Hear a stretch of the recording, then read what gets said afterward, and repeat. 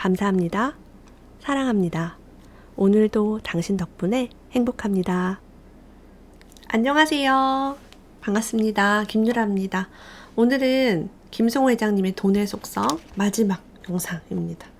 제가 너무 재밌게 읽어가지고 아끼면서 리뷰를 합니다. 마지막 부분에 자식을 부자로 만드는 방법이라고 있어요. 눈이 휘둥그레졌어요. 제가 아들이 셋이잖아요. 그래서 우리 아들 얼마나 부자 만들고 싶습니까? 근데 여기 이렇게 뼈 때리는 말이 있었어요. 문제는 이 방법을 듣고도 대부분의 부모가 자식에게 이 방법을 전달하지 않는다는 거다라고. 요즘 아이들이 어렸을 때는 아이돌, 유튜버, 건물주, 운동선수가 꿈인데 고학년으로 갈수록 교사, 교수, 공무원처럼 안정적인 직업을 꿈꾼다고 합니다. 돈을 많이 벌거나 돈을 안정적으로 벌고 싶다는 이런 꿈을 갖게 된다고 해요.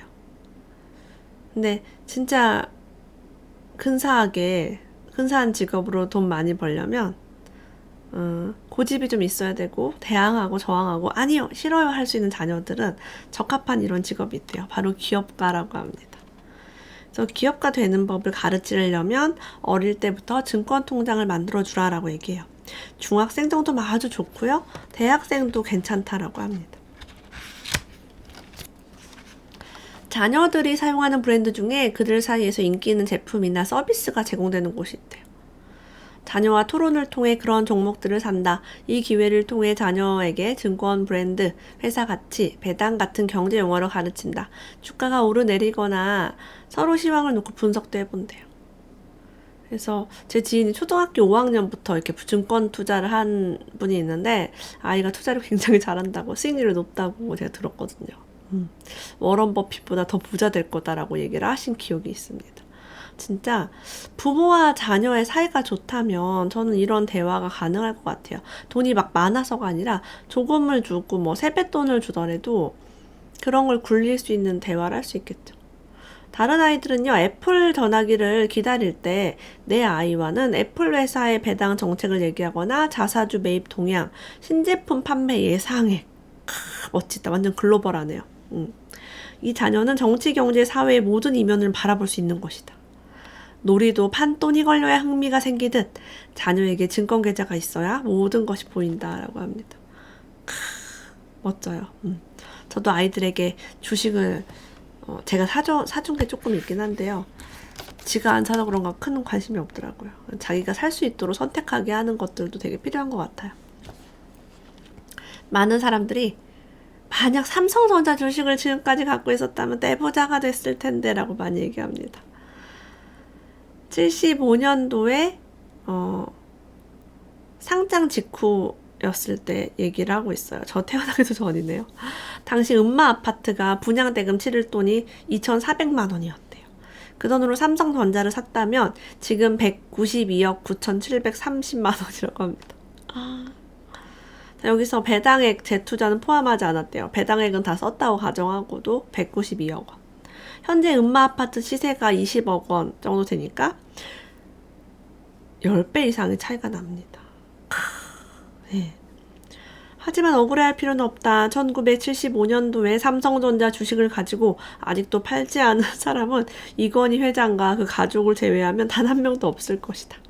주인의 마음으로 기다린 사람이 흔치 않기 때문이다. 중간에 뭐 집 산다고 팔고, 대학 보낸다고 팔고, 돈 필요하다고 팔고, 경제가 어렵다고 팔고, 더 떨어질까봐 무서워서 팔고 해버립니다. 저는 주식을 조금씩은 해봤지만 진짜 버티는 게 쉽지 않더라고요. 네, 그렇습니다. 자, 김승호 회장님한테는 좋은 제안이 끊임없이 들어온대요. 이렇게 좋은 투자를 거절할 때도 있다고 합니다. 내가 거절하는 이유는 두 가지래요. 이익이 너무 많고 사업 모델을 내가 이해하지 못하기 때문이다. 자, 이것도 이익이고 저것도 이익이고 저것도 이익이에요. 대박입니다. 라고 하는데 그 사업 모델이 이해가 안 간다는 거죠. 내가 이해할 수 있는 사업 모델이 아니라면 사고가 생겨도 사업을 제어할 수 없고 예상 이익이 많다는 예측은 리스크도 크다는 뜻이다 라고 해요. 내가 리스크를 감당할 수 없는 거죠. 무슨 일이 생길지 예측이 안 됩니다. 이런 거 투자 안 하는 게 낫겠죠. 대단해요. 많은 사람들 막 휘둘립니다. 자, 우리가 투자를 성공할 수 있는 어떤 조건들이 있대요. 12가지 질문이 있거든요. 이 질문 중에 5개 이상이 예라면 투자를 절대 시작하지 말라고 얘기합니다. 특히 매수와 매도에 대한 기준이 스스로 있어야 한대요. 남이 만들어준 기준이 아닌 내가 만든 기준이다. 시장에서 가장 바보 같은 질문이 남에게 매수 매도 시기를 묻는 것이다 라고 합니다. 이걸 묻는다는 건 스스로의 기준이 없기 때문이다. 기준이 없다는 뜻은 투자를 왜 하고 있는지 본인을 설득하지 못한다는 뜻이다 라고요. 이런 사람은 매수를 잘해서 이익이 발생하고 있어도 결코 돈을 벌 수 없다 라고 합니다. 왜? 매수는 했는데 언제 팔아야 되고 위험한 일이 생겼을 때 출구 전략 같은 걸 전혀 세울 수 없기 때문이죠. 부자처럼 보이고 싶을 때 돈을 쓰지 말고 부자가 되었을 때 돈을 써야 한다라고 합니다. 부자가 되기 전에 모든 자산은 다른 자산을 만드는데 사용되어야 한다라고 해요. 사치, 명품, 과도한 거 이런 거 조심해라라고 얘기합니다. 신용카드 끊고 직불카드를 쓰고 몇 달 굶어야 몸의 투자 체질이 바뀐다라고 해요. 나쁜 음식에 오래 노출되면 단식을 통해 체질을 바꿀 수 있다. 신용카드를 사용하는 것은 아주 나쁜 경제활동이다 라고 합니다. 체크카드 쓰기, 다이어트 해보기. 저는 둘 다 해봤죠. 진짜 이런 걸 하면 인생이 확 바뀌어요. 진짜로. 여기 책에서는 한 100일만 해봐라. 네. 100일 하다 보면 계속 하게 되겠죠. 체질이 바뀌니까. 수입 중에 가장 좋은 수입은 정기적으로 들어오는 돈이고 가장 나쁜 지출은 정기적으로 나가는 돈이다 라고 합니다. 매달 자동이체로 나가는 돈은 아무리 사소해도 줄여야 한다. 한 달에 10만 원에 속지 마라. 그 10만 원짜리 뒤에 줄줄이 36개가 달려있기 마련이다. 3년 계약 360만 원짜리가 10만 원씩 나갈 뿐이다. 제가 머니톡이란 프로그램 EBS 진행하면서 렌탈하지 마세요라고 되게 얘기합니다. 렌탈을 안 하고 구입을 하는 게 더 싸요. 360만 원 안 내고 한 뭐 100 몇십만 원이면 구입이 가능한 제품인데 자꾸 렌탈이 편리하니까 이제 렌탈비를 내시는 거죠. 뭐 비데도 렌탈하고 정수기도 렌탈하고 공기청정기도 렌탈하고 뭐 너무 많아. 자동차도 렌탈하고 집도 빌려서 월세 쓰고 이런 게 너무 나가는 게 많죠. 초특급 연예인들은요, 건물을 사서 임대 수입을 받으려고 하고요. 다소 인지도가 낮은 연예인들은 건물을 살 만한 그 재력이 안 되니까 식당을 차리거나 사업을 합니다. 그래서 PER이라는 개념을 여기서 얘기했어요. 나의 직업이나 사업에 PER이 없다면 지금이라도 PER이 높은 쪽으로, 퍼라고 얘기도 하죠, 이거를. 네. 쪽으로 본인의 수입을 옮겨 놓아야 한다라고 해요. 내가 없으면 수입이 안 나오는. 내가 그만두면 돈이 안 되는, 인기에 의존하는 이런 거는 진정한 그런 시스템 수익이 아니라는 거예요. 그래서 아끼고 저축해서 매달 진짜 자산이 나오는, 진짜 수입이 나오는 그런 걸 투자하라는 거죠.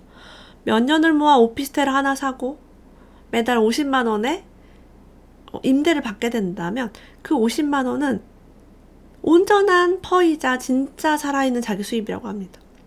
이런 고품질 수입을 한 달에 1,000만 원 나올 때까지 계속 만들어버려요. 그러면 지금 수준과 소비 생활을 마음껏 할 수 있다고 합니다. 적극적인 재산 이동을 통해 하루하루 자본이익을 만들어내야 한다. 당신의 수입은 진짜 수입이 아니었다라고 합니다. 자, 부자가 되는 운명이 따로 있는 게 아니라 부자가 되는 상황만 있다라고 얘기해요. 너무 겸손한 얘기입니다. 열심히 노력하고 성실하고 근면한 것은 부자의 요소일 뿐이다. 정말 큰 부자가 될 때는요, 우연히 마침 그날 그 자리에 내가 있었기 때문이다 라고 얘기해요. 내가 사업에 성공한 건 역시 운이다. 제 주변에 성공하신 분들 진짜 많은데 다 똑같은 소리예요. 운이야. 운이 좋아서 내가 성공했어. 그 타이밍이 좋았어. 그 타이밍이 뭘 하기 좋았어 라고 얘기합니다. 자, 이 사업이 확장되고 시작되는 그 시기에 내가 그 도시에 있었기 때문이다 라고 얘기해요. 그래서 이것이 실력이 아니고 운이라고 말하는 것이다. 전 여기서 하나 더 더해볼게요. 대한민국에 태어난 우리는 운이 좋습니다. 기회예요. 우리가 대한민국에 있기 때문에 성공할 수 있어요. 제가 굳이 어느 나라라고 얘기 안 할게요. 여성의 인권이 정말 최악이라서 히잡이라는 걸 쓰고요. 눈만 이렇게 보이고 그쵸. 그렇게 사는 나라도 있고요. 여성이 사업은커녕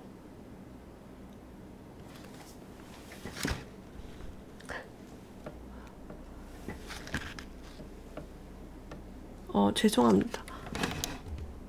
제가 카메라를 새로 샀는데 아직 작동을 잘 못해요. 죄송합니다. 예, 계속 하겠습니다. 자, 우리가 그렇게 좀 힘든 나라에서 태어나지 않은 것만으로도 굉장한 운이죠. 이것조차가 이제 우리는 성공할 수 있는 가능성이 있습니다. 가족 안에서 가장 부자가 되었을 때 부모와 형제에 대한 행동 요령이 있습니다. 저 이런 거 솔직히 말해 처음 봐요. 태어나서 많은 책을 봤지만 부자가 되었을 때 행동 요령 같은 거 처음 봅니다. 재산 규모가 10억 원 안쪽일 때는요. 이때까지 하지 말아야 할 일은 형제들 창업 자금 빌려주는 거, 부모님 집이나 차를 바꿔주는 일이라고 해요. 해야 할 일은 부모님을 모시는 올케 언니나 형수님에게 명품 가방 사주기. 우리 부모님 나 대신 모셔주니까 선물하는 거죠. 조카들 대학 입학할 때 노트북 사주기. 가족 단체 식사값 혼자서 내기. 부모님께 일정한 생활비 정기적으로 드리기. 가난을 막 벗어나 부자가 된 경우는 눈에 띄지 않게 고생하는 여자들과 어린 조카들을 챙기라라고 합니다. 따뜻하네요. 지금도 김승호 회장님이 여전히 한 달에 20권씩 책을 사고 있다고 합니다. 물리학에 빠지면 한꺼번에 왕창 물리학 사고, 채권이 궁금하면 채권 모조리 삽니다. 특정 작가에게 빠지면 절판된 책까지 중고가에 찾아서 구해 놓는다고 해요.